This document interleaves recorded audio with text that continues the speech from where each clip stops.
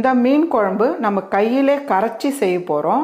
அதனால டேஸ்ட் ரொம்பவே சூப்பரா இருக்கும். நான் வந்து ஒரு சின்ன கொய்யாக்கா சைஸ் புளி எடுத்து நல்லா கரைச்சி வடிகட்டி எடுத்து வச்சிருக்கேன். நல்லா பழுத்த 2 தக்காளி புளி தண்ணியோட நல்லா கரைச்சி எடுத்துக்கலாம். நம்ம ரசத்துக்கு கரைக்கிற மாதிரி நல்லா கரைச்சி எடுத்துக்கணும். பாருங்க, இந்த அளவுக்கு நல்லா கரைச்சிடுங்க. 1/4 டீஸ்பூன் அளவுக்கு மஞ்சள் சேர்த்துடலாம். கூடவே 1 டீஸ்பூன் அளவுக்கு மிளகாய் தூள், 2 டேபிள் ஸ்பூன் அளவுக்கு குழம்பு மிளகாய் தூள் சேர்த்துக்கிறேன். தேவையான அளவு உப்பு சேர்த்துடலாம். இதையும் சேர்த்து நல்லா கரைச்சிடுங்க. இப்போ ஒரு உரல் வச்சுக்கலாம். 10 பல்லுக்கு பூண்டு எடுத்து தோல் எடுத்து வச்சிருக்கேன். ஒரு 50 கிராம் சின்ன வெங்காயம் எடுத்து தோல் எடுத்து வச்சிருக்கேன். கூடவே 1 டீஸ்பூன் அளவுக்கு ஜீரகம் எடுத்து வச்சிருக்கேன். இது ரெண்டும் சேர்த்து ஒன்னும் பாதிமா அப்படி தட்டி எடுத்துக்கோங்க. இப்போ ஒரு பாத்திரம் வச்சுக்கலாம். ஒரு 4 டேபிள் ஸ்பூன் அளவுக்கு நல்லெண்ணெய் சேர்த்துடலாம். எண்ணெய் சூடானதும் 1/2 டீஸ்பூன் வெந்தயம் சேர்த்துக்கலாம். 1 டீஸ்பூன் கடுகு உளுந்தம் பருப்பு சேர்த்துக்கலாம். கூடவே நம்ம நசுக்கி வச்ச சின்ன வெங்காயம் பூண்டு கொஞ்ச நேரம் வதக்கினா போதும். 2 பெரிய வெங்காயம் பொடியை நறுக்கி வச்சிருக்கேன். தேவையான அளவு கருவேப்பிலை, 2 பச்சை மிளகாவும் சேர்த்துக்குங்க. பாருங்கம்மா, வெங்காயம் வந்து இந்த அளவுக்கு நல்லா வதங்கி வரணும். எல்லாமே ஒன்னா சேர்த்து கரைச்சி வச்சிருக்கோம்.